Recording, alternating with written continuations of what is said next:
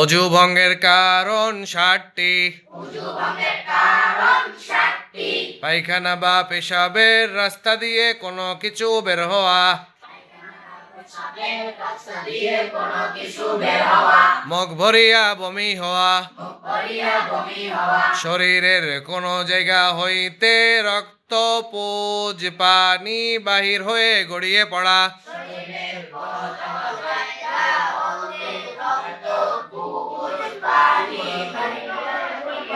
থুতুর সঙ্গে রক্তের ভাগ সমান বা বেশি হওয়া,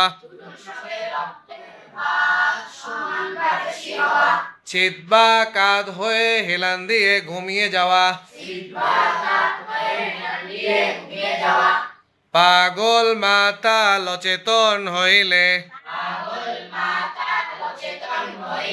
নামাজে উচ্চস্বরে হাসিলে,